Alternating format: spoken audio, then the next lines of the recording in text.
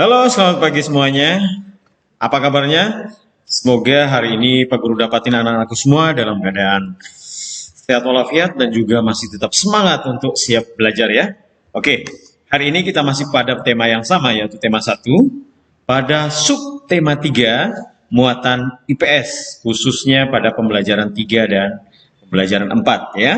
Nah, di pembelajaran 4, 3, maaf, di pembelajaran 3 nanti di Bupena halaman 59 dan pembelajaran 4-nya di Bupena halaman 64 ya. Nanti anak-anakku juga mulai sekarang persilakan kalian mengambil buku Bupenanya juga sebagai acuan kalian juga sambil melihat video pembelajaran yang akan Pak Guru berikan ini ya. Nanti buka di halaman 59 dan halaman 64 pada buku Bupena anak-anakku khususnya pada muatan IPS ya. Nah, pada muatan IPS hari ini kita akan belajar beberapa hal. Yang pertama ya, pada pembelajaran 3 di halaman 59 ya, yang akan kita belajar tentang pengaruh kondisi geografis Indonesia sebagai negara maritim ya. Nah, mungkin anak-anakku masih ingat kenapa Indonesia disebut sebagai negara maritim. Tapi sebentar akan Pak Guru jelaskan juga di sini, apa sih negara maritim itu? Ya, kenapa sih Indonesia disebut sebagai negara maritim? Nah, mari kita mulai pembelajaran kita ya. Jadi, Indonesia dikenal sebagai negara maritim. Ya. Negara maritim adalah negara yang memiliki perairan yang sangat luas. Ya. Jadi, itu kenapa Indonesia disebut negara maritim. Karena pulau-pulau di Indonesia terdiri atas, negara Indonesia terdiri atas pulau-pulau yang dikelilingi oleh perairan atau lautan. Ya, jadi pulau-pulau Indonesia itu menyebar di sana sini, ya, atau menyebar di berbagai tempat yang dibatasi oleh lautan atau perairan. Ya, sehingga negara Indonesia disebut juga sebagai negara maritim. Ya. Nah, tidak hanya mempengaruhi kondisi ekonomi, negara maritim juga mempengaruhi kondisi sosial seperti pertukaran budaya, ya, baik segi ekonominya, pertukaran kondisi sosialnya, pertukaran budaya itu akan sangat mempengaruhi letak geografis Indonesia sebagai negara maritim. Ya. Nah, ada beberapa dampak yang disebabkan oleh kondisi sosial masyarakatnya, ya, karena letak Indonesia yang sebagai negara maritim itu tadi. Ada dua dampaknya, yaitu dampak positif dan dampak negatif, ya, yang dipengaruhi oleh kondisi geografis Indonesia terhadap kondisi sosial masyarakatnya, ya. Kita mulai dari dampak positifnya dulu atau dampak yang baiknya dulu, ya. Nah, di sini Pak Guru masukin cuma dua, tetapi nanti anak-anak silakan baca-baca lagi referensi yang lain. Sebenarnya banyak dampak positifnya, tapi Pak Guru ambil kesimpulan aja, cuma dua aja Pak Guru muat di sini sebagai contoh untuk membantu anak-anakku dalam memahami dampak positif itu tadi. Yang pertama, memudahkan komunikasi dan interaksi antara masyarakat. Ya, jadi itu salah satu dampak positif dari negara Indonesia sebagai negara maritim. Yang kedua, pengaruh budaya yang baik dari dalam atau luar daerah sehingga memperkaya keberagaman budaya. Ya, misalkan Pak Guru dari NTT, ya, Pak Guru juga bisa membawa budaya Pak Guru ke sini, tapi budaya yang baik-baik ya.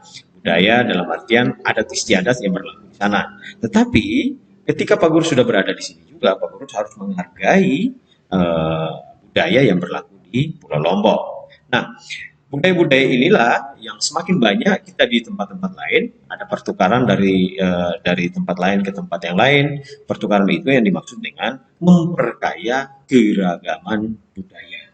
Ya. Nah, itu dua dampak positif dari kondisi sosial masyarakat kita Indonesia, khususnya sebagai negara maritim. Yang berikut dampak negatifnya atau dampak buruknya, ya. Nah, dampak buruknya atau negatifnya, yang pertama, hilangnya budaya asli karena tergerus oleh budaya luar, ya. Jadi, ketika suatu daerah lebih banyak dipengaruhi oleh budaya-budaya luar, maka budaya di daerah itu, ya, tempat yang dipengaruhi tadi, lama-kelamaan budaya aslinya akan hilang. Karena kenapa? Masyarakatnya mungkin tidak mencintai budayanya sendiri, padahal itu budaya bagus. Ya, akhirnya karena terlalu didominasi oleh budaya-budaya luar, akan mempengaruhi budaya-budaya yang terjadi di daerah tersebut. Ya, yang kedua, munculnya budaya-budaya baru yang belum tentu sesuai dengan budaya setempat. Nah, ini juga bagian dari dampak negatif. Ya, budaya-budaya mungkin di tempat ini bagus, tetapi di tempat yang lain itu jelek. Nah, ketika budaya yang baru itu masuk, sangat mempengaruhi budaya di tempat itu. Nah, kalau itu bagus, kalau tidak bagus, berarti kita harus membuangnya. Tapi karena ini masyarakatnya sudah dipengaruhi budaya ini, maka lama-kelamaan budaya yang jelek ini juga akan menjadi budaya yang berlaku di tempat itu. Ya. Nah, itu beberapa hal yang akibat dari Indonesia sebagai negara maritim berdasarkan kondisi geografisnya. Ya, jadi ada dua dampak tadi, ya, secara terhadap kondisi sosial masyarakatnya, yang dampak positif dan dampak negatif. Positifnya memudahkan komunikasi dengan interaksi antara masyarakat. Yang kedua, pengaruh budaya yang baik dari dalam atau luar daerah sehingga memperkaya keragaman budaya. Itu yang positif, ya. Dampak negatif, hilangnya budaya asli karena tergerus atau karena terpengaruh lebih banyak oleh budaya luar. Yang kedua, munculnya budaya-budaya baru yang belum tentu sesuai dengan budaya setempat. Ya. Nah, jadi itu beberapa dampak positif dan negatif dari Indonesia sebagai negara maritim berdasarkan letak geografisnya. Ya. Oke, selanjutnya, ya. Nah, pada pembelajaran 4, khususnya nanti anak-anak bisa lihat di halaman 64 pada buku-buku kalian, ya. Nah, di pembelajaran halaman 64 nanti kalian akan belajar tentang pengaruh kondisi geografis Indonesia terhadap budaya dan alat transportasi. Ya, nah tadi kita sudah bilang bahwa Indonesia adalah negara maritim, artinya dikelilingi oleh banyak air atau kondisi alam, sehingga Indonesia adalah disebut sebagai negara maritim. Nah, untuk pindah dari satu daerah ke daerah yang lain, kita memerlukan yang namanya alat transportasi. Ya, jadi alat transportasi ini akan berpengaruh terhadap perpindahan penduduk dari satu tempat ke tempat yang lain. Ya. Sekarang kita akan coba masuk pada pengaruhnya itu tadi. Ya. Nah, kekayaan budaya yang dimiliki Indonesia dapat dilihat dari berbagai segi. Yang pertama, ya, keragaman suku bangsa. Ya, Indonesia terlalu banyak suku bangsanya.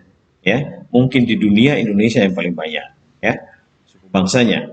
Yang kedua, bahasa daerah yang beragam.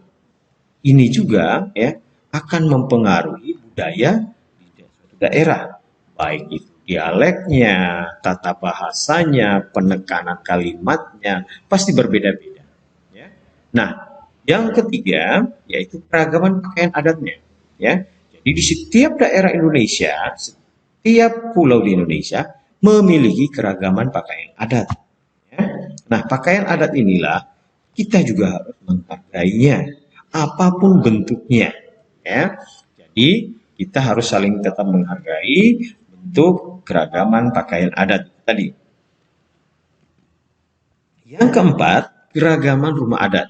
Ya, ini juga setiap daerah memiliki keragaman rumah adat. Yang keempat, keragaman senjata tradisional. ya. Dan yang kelima, enam, maaf. Dan yang keenam, keragaman alat musik tradisional. Ya. Nah, ini adalah beberapa bentuk budaya-budaya kita di Indonesia atau keragaman budaya Indonesia dilihat dari berbagai kekayaan itu tadi. Mulai dari keragaman suku bangsa, bahasa daerah, pakaian adat, rumah adat, senjata tradisional, dan alat musik tradisional. Nah, ini adalah kekayaan-kekayaan yang dimiliki oleh bangsa Indonesia berdasarkan letak geografisnya. Ya, jadi keragaman-keragaman yang ada ini kita harus saling menghargai karena ini adalah bagian dari kekayaan Indonesia. Ya, nah jangan sampai ada di antara kita saling menghina. Ternyata pakaian adat dia jelek. Pakaian adatnya jorok. Nah, tidak seperti itu ya. Apapun pakaian adat di daerah lain, kita harus tetap menghargai. Kita harus tetap menghormati. Ya. Jangan sampai kita saling menghina. Itu tidak bagus. Ya. Untuk itu, apapun pakaian adat suku-suku lain, kita harus tetap saling menghargai. Bukan cuma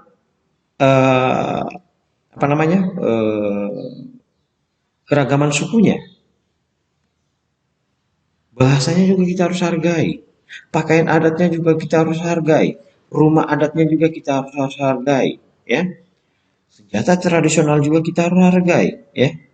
Jangankan cuma itu, alat musik tradisional juga kita harus hargai, karena itu adalah masih bagian dari kondisi geografis Indonesia. Ya, oke, itu ada beberapa kekayaan-kekayaan yang dimiliki oleh bangsa Indonesia yang perlu harus kita hargai ya. Dilihat dari bentuk budayanya, ya. Oke, selanjutnya kita akan masuk pada transportasinya, ya. Nah, tadi kita sudah bicara soal transportasi, ya. Wilayah Indonesia ini tadi kita sudah bilang bahwa wilayah Indonesia merupakan wilayah kepulauan yang memengaruhi jenis transportasi yang digunakan untuk menghubungkan antar pulau, yaitu transportasi udara dan transportasi laut. Ya. Nah, kedua alat transportasi inilah yang sering kita gunakan untuk berpindah dari satu tempat ke tempat yang lain. Oke. Nah, selanjutnya coba kita lihat ya. Berikut ini ada beberapa pelabuhan. Ya, jadi kalau kita mau menyeberang dari satu pulau ke pulau yang lain, kita melalui tempat-tempat di mana alat transportasi itu berada. Contoh pada alat transportasi laut, ya, yang ini ada beberapa pelabuhan. Pelabuhan itu adalah tempat di mana kapal-kapal laut itu bersandar untuk bisa menumpang penumpang, bisa juga untuk menurunkan barang, menurunkan penumpang, atau menurunkan kendaraan. Nah, itu yang namanya pelabuhan. Ya, nah di sini Pak Guru akan berikan contoh beberapa pelabuhan yang terkenal di negara Indonesia. Ya, antara lain yang pertama, ini ada namanya Pelabuhan Belawan berada di Sumatera Utara. Ini juga sebagai transportasi laut, ya. Jadi transportasi laut untuk berpindah dari satu tempat karena di Sumatera itu adalah sebuah pulau yang sangat besar, ya. Sehingga untuk berpindah dari satu tempat ke tempat yang lain melalui alat transportasi, ya, akan lewat melalui juga yang namanya pelabuhan. Nah, di Sumatera Utara yang paling terkenal yaitu Pelabuhan Belawan, ya. Oke, yang kedua ini Bakauheni, ya, yaitu di Lampung. Ini juga merupakan contoh pelabuhan yang sangat terkenal di Indonesia, ya, karena perpindahan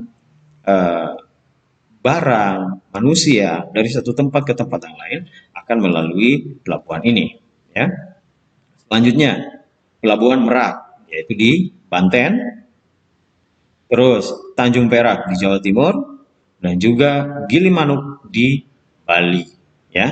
Nah, selanjutnya yang kalau tadi kita bicara soal transportasi laut, berikut ini adalah beberapa bandar udara yang terkenal antara lain. Yang pertama, kita mulai dari Aceh dulu ya, yaitu Bandar Udara Sultan Iskandar Muda yang terletak di Aceh ya.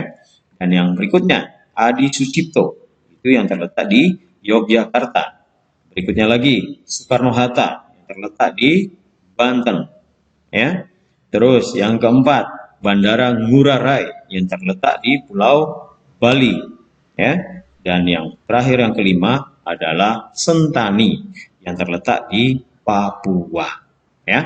Nah, itu beberapa contoh pelabuhan, contoh bandar udara yang Pak Guru sebutkan semua itu tadi mewakili untuk beberapa tempat pertukaran transportasi baik udara maupun laut ya. Mungkin ini saja beberapa hal yang ingin Pak Guru sampaikan kepada anak-anak semua. Nanti juga kalian silahkan membaca di bukunya seperti yang sudah Pak Guru informasikan tadi. Kalau seandainya ada beberapa hal yang terlalu cepat Pak Guru ucapkan atau terlalu cepat Pak Guru informasikan dan anakku kurang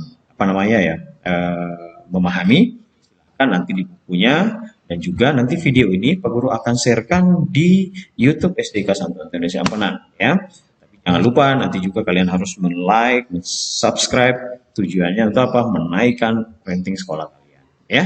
Oke, sekian aja dari Pak Guru. Semoga pembelajaran kita hari ini bisa anak-anak pahami. Dan juga akhir kata dari Pak Guru, salam sehat, salam GTN. Bye bye.